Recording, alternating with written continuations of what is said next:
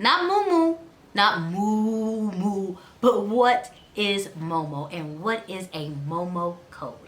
Let me explain the concept first.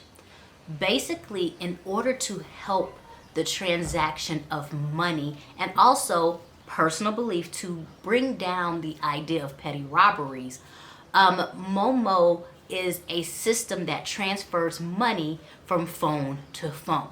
For those people who use Zelle back in the States, is kind of that concept. However, it's so widely popular. Now, the first thing is, the cool thing about Momo is that it acts as if your telephone number is your account number. So it doesn't necessarily have to be linked to a bank account, but it can and shall be. Mine's linked to a bank account, and I'll tell you why that's important in just a minute. But your Momo has the ability to receive money. So if I owed you $20, I can simply just go in, put in 20,000 Rwandan francs. It only works with Rwandan money. And then I put in your telephone number, and then I hit send. I put in a special code.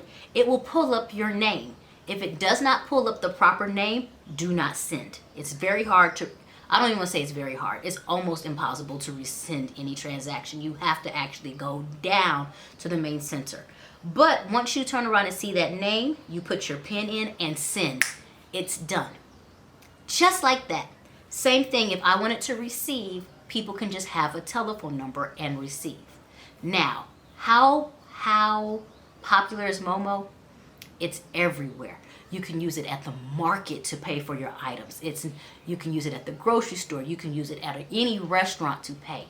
Momo's literally everywhere. So much so that it's actually easier to pay for your electricity or your cash power using your Momo account, as well as if you're using your cable, your liquid tail. Every single transaction that is out here can be done on Momo, and you receive a text message of a receipt of what you've done, and the other person who you giving it to receives a text message as well.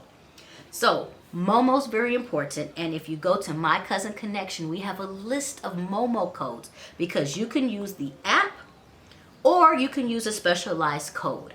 That specialized code is star 182 star a number sign, and all of those other things and those digits.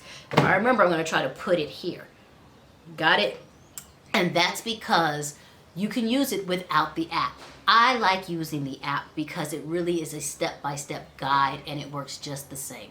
However, if you're talking to most locals know all of the numbers and the codes and are able to activate it just like that. And so it's easy to be able to just send and receive money via Momo.